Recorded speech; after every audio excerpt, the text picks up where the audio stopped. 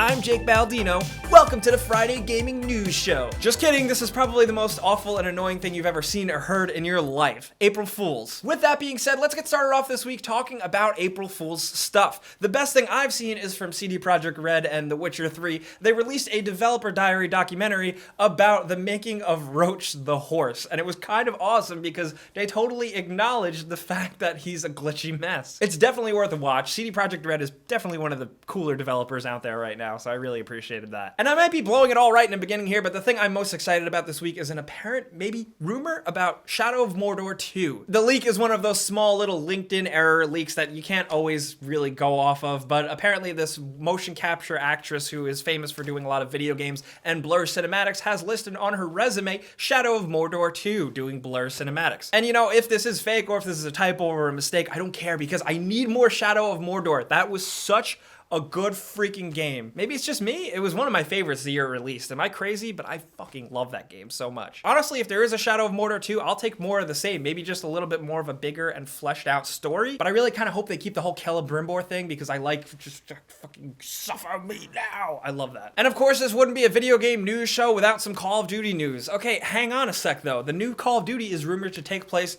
in space. Now, we've had Call of Duty games kind of in space a little bit before, but apparently this is going full-on sci-fi with two warring space factions. And you know what? I am all about it. I really hope it's good though. I really hope it takes a unique spin. It's not like a generic copy Me Too sci-fi. I really hope they find their own thing here and develop like maybe a sci-fi space universe. That could be really cool, and it could be just great to see a new Call of Duty game where you go, what is that? Think about that though. Think about how freaking cool that would be, especially for people, you know, like me and like some of you guys who are just sick of Call of Duty the same year after year. This could finally be different enough. And I think we're in like a weird, exciting time right now. I know we're all just going off of rumors and stuff, but with the fact of Battlefield apparently being in World War I and Call of Duty being set in space, I think things are more exciting than ever. I'm also a glass half full type of guy, so take that for what it is. Now, this next one is a crazy story that I absolutely love. I linked it down below as well as everything else I talk about this week, but this is a vid from Vinesauce, a streamer, let's player who got into an old, abandoned, creepy MMO called Active World.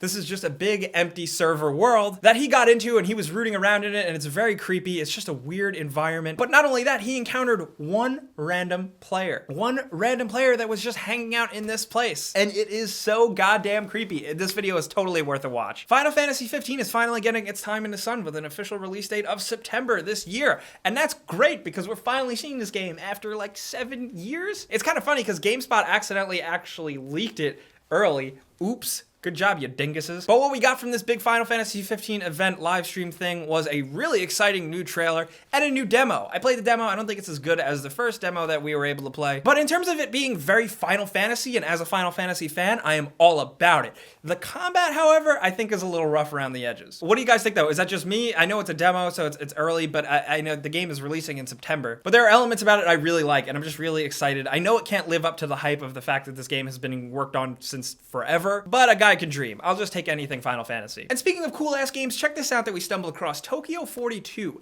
This is a top-down kind of original GTA 1 style game that's like open world crime shooting, and it looks amazing. It's hard to get people excited about certain indie games. We don't talk about them that much, but this one's really cool. And something I did not expect is an interview with David Hayter, the original voice actor of Solid Snake, with Game Informer, and oh boy, this is a drama alert. A drama alert? So in this interview, David Hayter goes on to explain that he didn't even find out about Metal Gear Solid 5 The Phantom Pain even being a thing until he found out that he wasn't going to be the voice of Snake. Not only that, but he also reveals that Kojima really didn't want to keep him around as the voice of Snake, which I think is crazy considering the voice actor for Snake in Japan has been the same since forever. But apparently with Metal Gear Solid 3 rolling around, he actually had to re-audition for the role. Hideo Kojima was actually trying to get Kurt Russell to be the voice of Big Boss, which makes sense considering the influences of Big Boss. But Kurt Russell didn't go for it, and Kojima kind of just had to resort to David Hayter, which is just really disappointing. It kind of seems like there's some bad blood between the two. David Hayter doesn't actually sound like he's very fond of Kojima, and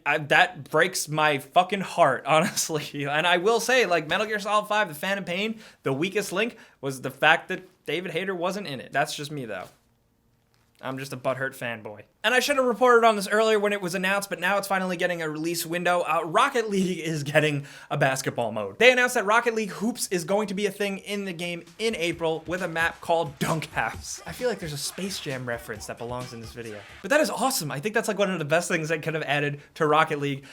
But as a big fan of Rocket League, but someone who also admits that they completely suck and their aerial game is awful, I have no business playing this because you have to be really good at aerial shots to even stand a chance in this mode. I am looking forward to watching people on YouTube, though, be really good at it. And since every once in a while at this show I like to talk about cool tech I stumble upon, check out this PC gaming specific projector. Acer announced this high definition gaming projector. The thing costs freaking $5,000. Acer says this is apparently designed specifically for gaming and it doesn't use a mirror style projection. It actually uses this advanced laser diode lamp. And this thing is supposed to have some top-notch projection performance. And I think that's awesome. Projectors are sweet, but I don't think I would ever buy one for $5,000. I can dream. Who's gonna buy that? I don't even know. Oh, and public service announcement. Right now, Dead Space is available for free as backwards compatible on Xbox One. So if you want to play one of the best and last good survival horror games ever, now is the fucking time to do it. And in a story I find really interesting, Tech Radar talked about an inside source they had saying that Grand Theft Auto apparently was going to be set in Tokyo. Around the time of making Grand Theft Auto 3 in Vice City, Rockstar had actually apparently scouted Tokyo intensely with plans of making a game taking place there. Unfortunately, it didn't work out because the road systems were just way too complicated. If you guys have played Sleeping Dogs, you know what I'm talking about. And ultimately, the Hauser brothers just felt like it was so foreign that they couldn't get a feel for the culture enough to represent it in the game, and they ultimately decided to keep the games in America and about American culture. Apparently, according to this report, in December 2003, Take-Two Interactive filed trademarks for Grand Theft Auto Tokyo, Grand Theft Auto Bogota, and Grand Theft Auto Sin City. It's always fun to just look at and hear about what could have been. This apparent source talking to Tech Radar also revealed that they are in the preliminary stages of making Grand Theft Auto 6. Hooray! Are you guys surprised? Is this like a big surprise that Rockstar is making a follow-up to one of the best-selling games ever? No, it should not surprise you at all. But what you should know is that this is very early in the early stages, and apparently they haven't even settled on a location yet. So this is very, very pre-production. I think first we're gonna see the next Red Dead game. I really hope to God that we do. But it's nice to just get a little whisper of the future. And also, I'm really excited about this video because apparently I'm like one of the only people that really like the Order 1886. But that awesome YouTuber guy Colin Furs, who just makes and does awesome shit, he made a thermite launcher that is pretty reminiscent of the gun from 1886. It's a little different in functionality, but it's just so cool to watch this. Also, if you guys haven't already, you can check out my channel. I promise I don't dress like this. I talk about whatever I want over there. I just made a video about Daredevil Season 2, Batman v Superman, and I'm putting a review of Quantum Break up next week. So maybe check it out if you haven't already. That would be cool. But you guys know the deal. Every week we do a free game giveaway. There's a link below. You click to sign up. You sign up once, you're entered forever. And every week I go in, I pick one random winner to win a free game of their choice. This week's winner is... Congratulations! You won a free game, and this is the second week in a row I did that all in one take. I'm really proud of myself. We have a lot of exciting stories to talk about this week, guys. Grand Theft Auto 6, what do you expect? Final Fantasy 15, do you think it's actually gonna be good? And are you hoping, as much as I am, that Shadow of Mordor 2 is a thing? Lots of AAA talk this week, but I want to talk about it with you guys down in the comments below, as well as on Twitter, Facebook, Instagram, Snapchat, all those places. Also, did you guys come across any good April Fool's stories? I think this year IGN did like a Netflix Star Wars Darth Maul show thing. They usually do better stuff than that. I was a little unimpressed. But let me know if you guys found any other cool April Fool's stories. As always, thank you guys so much for watching. You watching and clicking the like button really helps me do goofy, stupid shit here. And if this is your first time here, number one, yikes. But if it is, subscribing is a good idea because we put out videos every single day. And I'm here every Friday. But as always, thanks for watching, and I'll see you guys next time. Pizza's on me. 90s themed pizza. Pizza from the 90s. What did pizza from the 90s taste like? Probably better. Actually, it was probably, honestly, Pizza Hut. Pizza Hut was in its prime in the 90s. Pizza Hut owned and dominated the pizza market.